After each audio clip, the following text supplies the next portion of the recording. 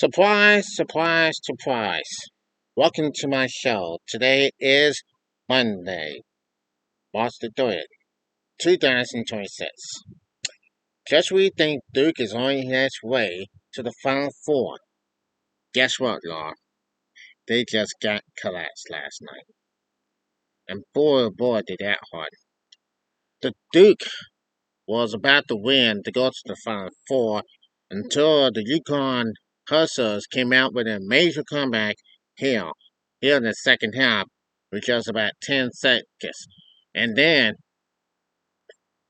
they were down by 3 points, and then try to get to the free throw line to get by one, and then somehow missed the first free throw, and then like nobody never thought.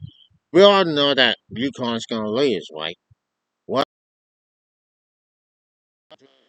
free throw shot, good, and then you got two UConn defenders. They're trying to the Duke. So the Duke did inbound. They had to start all the way to the front with just 10 seconds to go. There was a double team on the defense on Duke. Boozer was there. The offensive guy, a Duke, he drove into the thing, and then the other guy drove all the way to the high court, but has been deflected. And just when you think, dude, try to get everything under control, it was poor defense. The guy for UConn with that last shot was a lawn from way downtown. Boom, that's where it all ended. With just 3/10 of a second. UConn went on to win the game, and it's the most disastrous the Blue Devils have ever imagined. I can everybody inside it?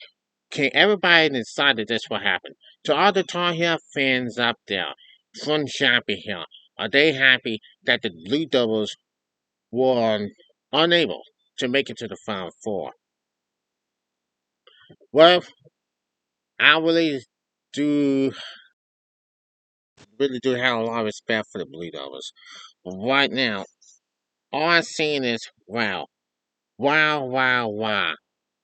How can how can you lose the game and get shook last night when the final seconds in this game with just 3/10 of a second and you lose by 1 point by UConn? Bullseye. What's happening for us? Buh, buh. Wow. I gotta say, wow. Wow. One more. One unbelievable more that I've seen here on March Madness. The Elite Eight of last night. And John Scala, who are just so shocked and impressed. Boozer's father, Carlos Boozer, has gotta be crushed. The whole Duke family has gotta be crushed. And it's heartbreaking.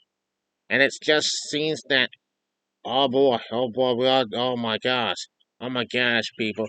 Look, the Deep Blue Devils, man. Look, they just got shook last night. And the Tar Heel fans like but the Tar Heel fans are very happy that the Blue Devils did lost the game. But I got a lot of respect for them. But anyway, let's take a look on what went down last I mean last night. Boy. So now I'm going to show you what went down here last night. And the Blue Devils team is just like, oh my. This is the most disastrous I ever seen for the Blue Devils. The Blue Devils are stunned. The men's Blue Devils team has been stunned. Even the women's Blue Devils team lost, and both women's and men's Duke team lost last day. So we have seen what's happening for real. So now this is this is a stunning last night. Let's see this now. 36 deals after Christian Layton hit a buzzer beater to beat UConn in the Elite Eight and send Duke to the men's Final Four. The Hustlers got their revenge, and somehow it came in more dramatic fashion.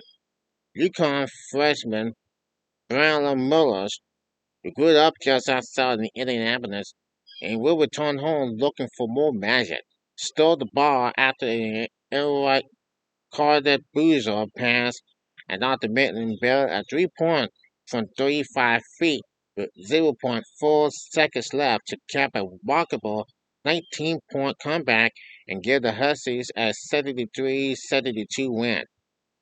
They advanced to the Final Four for the third time in 4 years, looking to become the first time since UCLA in the 1970s to win 3 national championships in 4 years. The Indiana kid sent us to Indianapolis, says senior Alex Carver, who had the assist on the winning shot. After Silas Demar Jr. made one free throw to cut Duke's lead to the two with 10 seconds left, UConn scrambled defensively to try to force a turnover. Things stalled and Cameron Boozer exchanging passes. The star passes passing it to the Carden Boozer near half court. DeMary and Millers left their defensive responsibilities and collapsed on Boozer, who tried to draw over the top to one or two wide open teammates at the other end of the court. But DeMary got a hand on the ball. Millers recovered the ball in the backcourt and passing it ahead to Colorado. Mellon said he thought Cabela, the winningest player in UConn history, was going to take the shot, but Caliban saw he was being guarded by Cameron Boozer and gave it right back to the trailing Millers. The rest went down in UConn and NCAA tournament. Lord, I think we were all just trying to get the ball out of whoever had the ball in their hands and trying to make a play on the ball. Miller said. Sellers made an incredible play, and everything else just happened as it is. Miller's having Miller in a late season shooting slump and missed his first 4 3-pointers attempts Sunday, but as soon as the ball left his hands, his, but as soon as the ball left his hand, his teammates and coaches sensing he was making it. I watched the judge after the ball, and I said, this stuff might go in. UConn coach Dan Hurley said. When I saw him release, it was like, that really might go in. Carabans added. Did Millers think it was going in? Hell yeah, he said. You got to have the confidence. Miller said it was his first winning shot in the final second since his joining the old high school, but his first in a potential season-ending situation. So that's what I just saw. That's what I just saw about it right now. UConn trailed by as many as 19 points in the first half and Duke still lead by double digits with just over 6 minutes left. But Terrence Reed Jr.'s 26 points kept the Huskies close and fully 3 points in the final 7 minutes pushed UConn over the line. We, who have been one of the most dynamic players in the recent ACC tournament history, tried to put Huskies on his back and carry them to the Final Four. He had 11 points in the first 9 minutes of the second half and finishing with 9 rebounds, 4 blocks, 3 assists, and 2 steals in addition to his 26 points. That capping a full-game tournament run for Reed that started with a historic first-round performance against Furman, in which had 31 points and 27 rebounds. In 4 games, Reed is averaging 28.8 points, 13.5 rebounds, 3 assists, and 2.3 blocks. So, and that was a good day. Now it says this: if we were going to win the game, we were going to have to make a couple of threes down to the stretch. Holy said. I thought we were getting decent looks. Obviously, Baylor's look at the end was a bomb, but Sarah's looks, they were clean. I thought we got a lot of good looks. We just haven't had that shooting magic. But then we did.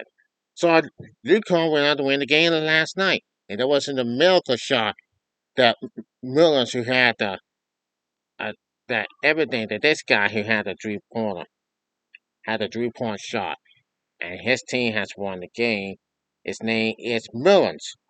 Bala Mullins, who hit that shot 35 feet. And it's just way from downtown. And yes, it has. Yes, Huskies are the winner. UConn is the winner. Now we're going to do USA Today, and it says this. The Duke radio announcer pleads for technical foul on UConn after game winner. And now that's why and that's why the Duke radio could be angry. And it says this. This is gonna make everybody fine, folks. But look at this. Now take a look at this. The radio call for Connecticut and Duke Buffalo Sixers in later and the facing of a shocking March Madness ending. UConn overcame a 19-point defeat to stunt top overall seed Duke in the Elite Eight thanks to the deep three-pointer from Braylon Mullins in the final second. It was an instant classic, and the radio announcers properly responded to the wild ending. The most notable reaction was that of Duke play-by-play announcer David Schmidt, who was deflated as the shot went in. But he then called for the technical foul on UConn after the bucket, cutting Huskies player Benjamin Smith illegally running onto the court when there was still time left on the clock. Benjamin still left. Benjamin Smith went off the bench. That should be a technical, Schmidt said. Schmidt didn't address the illegal running onto the court again as Duke went on to lose. He didn't have a case, as Smith was already in the game and therefore allowed to be on the court.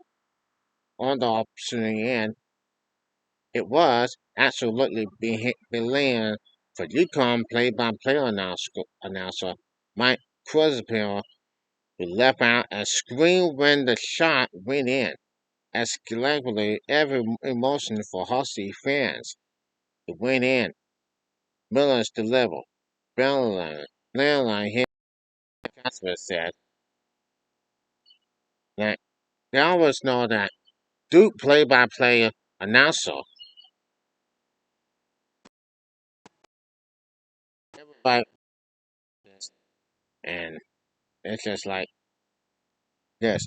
Now, David Sherman, the, the, the Duke play-by-play announcer, said there shouldn't be called for the tactical or the UConn leave the bench.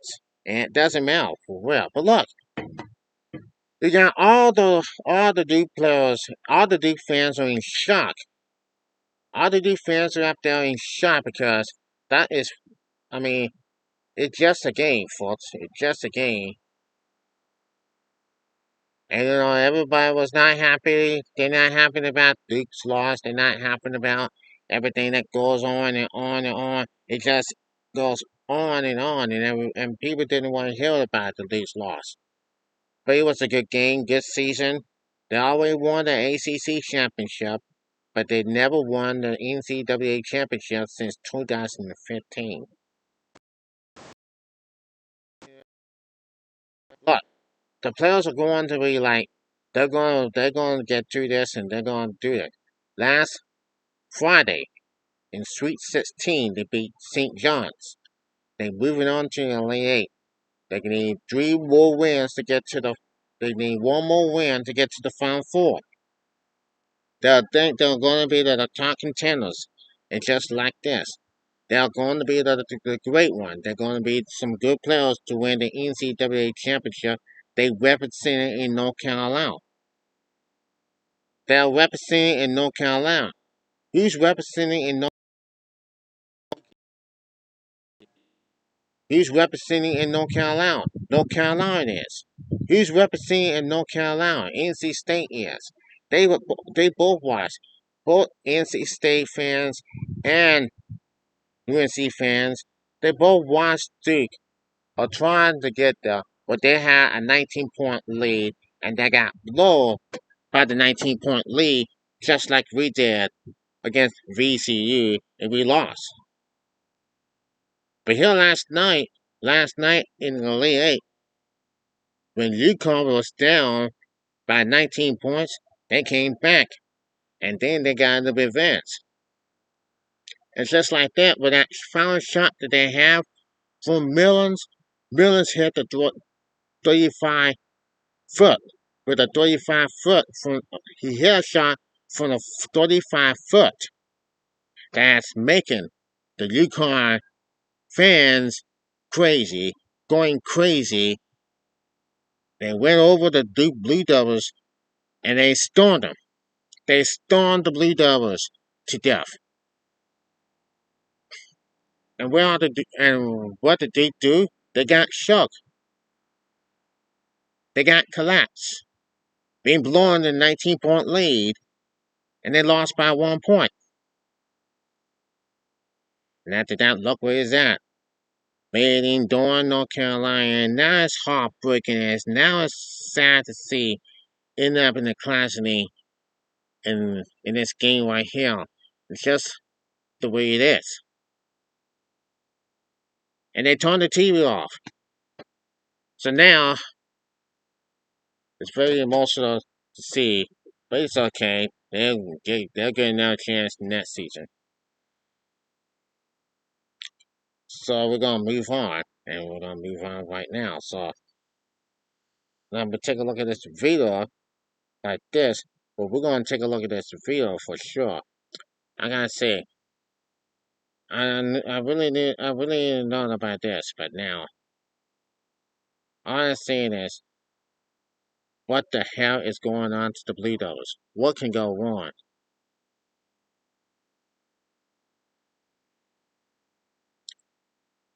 And we get it down there for a minute. But now, all I'm saying is how and when and what has happened for these Blue Devils, man. They couldn't even make it. They almost won that game. And Miller should hit that shot. They almost won that game. And that's negative is the breaking news. But how they did collapse, it has been one of the most unbelievable collapses that I've ever seen since North Carolina lost to VCD last. That was on March the, I think it was on March the 20th. But here's what went down. Let's go to CBS Sports now. There are a lot of people, there are a lot of people that feel disappointed. That I feel disappointed, and it has been the most unbelievable collapse I ever seen here. And if you are ABCC, you are absolutely, I mean, look, it looks like it would be a good. It's it's something that never happened. Let's get into it. Now, we'll go to John Skeller was in hell during his live reaction to Duke's last second show job. And it says this. Now, another year, another heartbreak for John Skeller and his Duke Blue Devils. Last season, Duke fell short of the NCAA tournament title game after a momentum collapse in the closing moments against Houston. Scholar must have been having flashbacks as he witnessed a similar unraveling happen Sunday against UConn. The number one seed Blue Devils committed a costly turnover in the final seconds that lead to the number two seed Huskies snatching the victory but a 3-foot game winner off the fingertips of freshman Bella Mullins. On one CBS broadcast camera stayed on Scholar throughout the tournament, throughout the outs. 10-second lead up to Mullins' shot. The nose on Scholar's face quickly turned to happiness, then to pain and ugliness. Now it says this. Scout Scholar insisted that Duke's loss wasn't because one bad play, but rather than compliances or team playing with us in the second half. The Blue Devils lead by as many as 17 points after halftime, but slowly allowed the Huskies to creep back in. We just have to secure it, right?